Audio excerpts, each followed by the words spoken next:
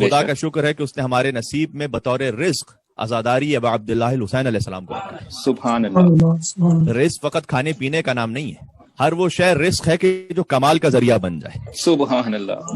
پھر سے اسے غور فرمائیے گا، ہر وہ شے رزق ہے کہ جو آپ کے کمال مادی و معنوی کا ذریعہ بن جائے۔ لہٰذا آپ کا لباس اللہ کا دیا ہوا رزق ہے، روز اول شیر مادر اللہ کا رزق ہے، کانوں سے سننے کی صلاحیت اللہ کا رزق ہے، بے شک، آنکھوں سے دیکھنے کی صلاحیت اللہ کا رزق ہے، دماغ سے سوچنے کی صلاحیت اللہ کی جانب سے رزق ہے، حب علی ابن ابی طالب رزق ہے، سبحان اللہ، ذکر علی ابن ابی طالب رزق ہے، بے شک، اس لیے کہ کمال کا ذریعہ ہے۔ یہ وہ رزق ہے کہ جس سے مردہ دل زندہ ہو جاتے ہیں۔ سبحان اللہ، بے شک۔ سورہ روم میں اللہ سبحانہ وتعالیٰ نے آیت نمبر 50 میں ارشاد فرمایا ہے کہ فانظر الی آثار رحمت اللہ، اللہ کی رحمت کے آثار پہ ذرا غور تو کرو، کیف یحیی الارض بعد موتها، اللہ کیسے ایک مردہ زمین کو مردہ ہونے کے بعد دوبارہ زندہ کر دیتا ہے۔ سبحان اللہ۔ اس آیت کی تعویل میں جا کر دیکھیے گا، مردہ زمین اللہ زندہ کرتا ہے، یہ اس کا ظاہر ہے۔ باطن یہ ہے کہ اللہ سبحانہ وتعالیٰ نے امام کے ذریعے سے مردہ ضمیروں کو اور مردہ دلوں کو زندہ کیا ہے۔ سبحان اللہ۔ اپنی حجت کے ذریعے سے اللہ مردہ دلوں کو زندہ کر دیتا ہے۔ ایک مل کے اور صلوات بھیجتے ہیں محمد وعلى محمد۔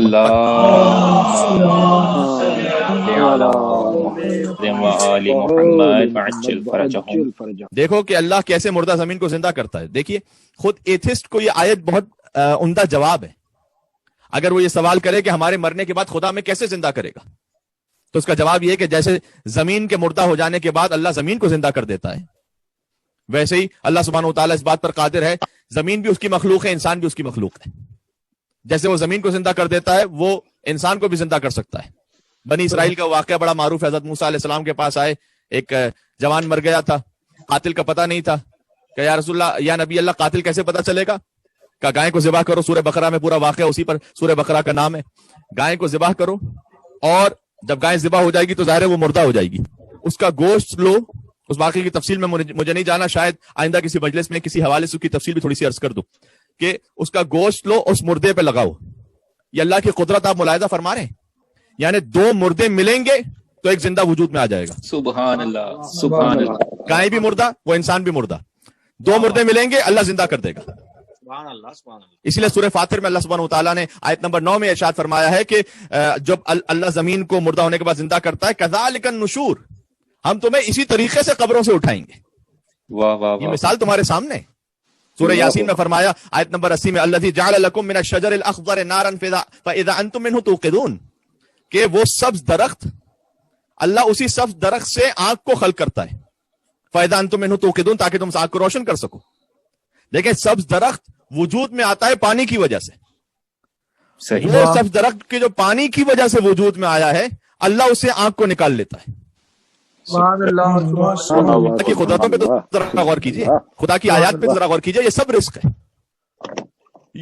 اللہ سبحانہ وتعالیٰ نے پھر سورہ روم آیت نمبر 19 میں ارشاد فرمایا، یخرج الحی من المیت ویخرج المیت من الحی، اللہ اس بات پر بھی قادر ہے کہ مردہ سے، میت سے حی نکال لے، حی سے میت نکال لے۔ سبحان اللہ، سبحان اللہ، سبحان اللہ۔ کیا کہتے ہیں، کیا کہتے ہیں۔ کہ اللہ سبحانہ وتعالیٰ یخرج الحی من المیت، وہ میت سے حی نکالتا ہے، مردہ سے زندہ، وَيُخْرِجُ الْمَيِّتَ مِنَ الْحَيِّ، وہ مردہ سے زندہ نکال لیتا ہے، وَيُحْيِي الْأَرْضَ بَعْدَ مَوْتِهَا، پھر کہا، اور اسی طریقے سے اللہ مردہ زمین کو زندہ کر دیتا ہے۔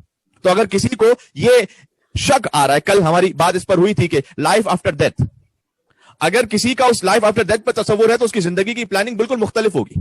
تو یہ جو زندگی بعد از موت اس پر شک ہے، تو وہ زمین کو دیکھے کہ اللہ مردہ زمینوں کو کیسے زندہ کرتا ہے، اور پھر اللہ کہہ رہا ہے کہ ہم چاہتے ہیں تو مردہ سے زندہ نکال لیتے ہیں، زندہ سے مردہ نکال لیتے ہیں۔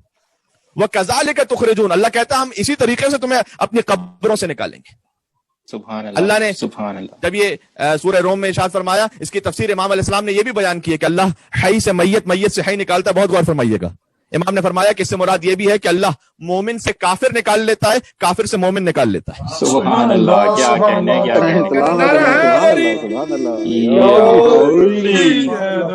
مومن سے وہ کافر نکال لیتا ہے، کافر سے مومن نکال لیتا ہے۔ کیا کہنے، سبحان اللہ۔ نوح علیہ السلام کی مثال سامنے ہے نا، اولو العزم نبی، کیا کہنے، سبحان اللہ۔ نوح اولو العزم نبی، بیٹا کیا ہو گیا؟ کافر۔ دوسری مثال بھی دے دیتا ہوں، محمد ابن ابی بکر، سبحان اللہ۔ مل کے صلوات اور بیتے محمد وعلى محمد۔ اللهم صل على محمد وآل محمد وعجل فرجهم. کیا کہنے قبلہ سبحان اللہ. دونوں تاریخ سے مثالیں موجود ہیں نا. اس لیے تو ہم نے کہا کہ ہمارا رشتہ داریوں کی حیثیت نہیں ہے، حیثیت اس بات کی ہے کہ علی سے وفا کس نے کی ہے. کیا سبحان اللہ کیا کہنے کیا کہنے. بھائی میں نے تو ابھی مثال دے دی، اپنے اپنے نصیب کی بات ہے کہ کون کس کے لیے کیا مثال لے لیتا ہے. سبحان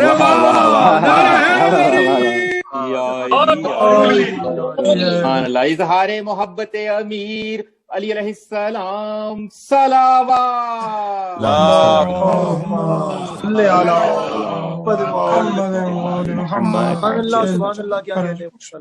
تو سمجھ میں آ رہا نا، نور کا اتباع، نور کے اتباع میں رشتہ داریاں نہیں دیکھی جاتی. اس لیے رشتہ داری کی کوئی حیثیت نہیں. جو علی سے وفادار ہے وہ اپنا ہے. چاہے دنیا کے کسی کونے میں کسی حصے میں رہتا ہو، کسی قبیلے سے تعلق ہو، کسی رنگ کا ہو، کسی نسل کا ہو، سبحان اللہ. جو علی سے وفادار ہے وہ اپنا ہے.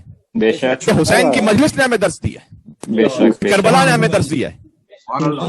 بڑے بڑے خاندان والے بڑے بڑے نام وہ یزید کے لشکر میں تھے، اور ایک جان غلام حبشی، اس کا ذکر آج تک حسین کے ساتھ ہو رہا ہے.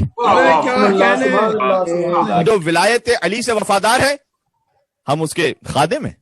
کس نے رحمت للعالمین سے وفا کی ہے؟ سبحان اللہ. امیر المومنین سے وفا کی ہے. کس نے سیدۃ النساء العالمین سے وفا کی؟ سبحان اللہ سبحان اللہ. کس نے سیدہ شباب اہل الجنہ سے وفا کی ہے؟ بے شک سبحان اللہ. ہمارے رشتہ داریاں اہم نہیں ہیں. اگر رسول کا سگا چچا بھی ہے تو تبت یدا ابی لہب و تب. سبحان اللہ. رشتہ داریاں اہم نہیں ہیں. اگر ابو سفیان کی بیٹی بھی ہے لیکن اس نے اگر رسول سے وفا کی ہے تو ہمارے لیے محترم ہے.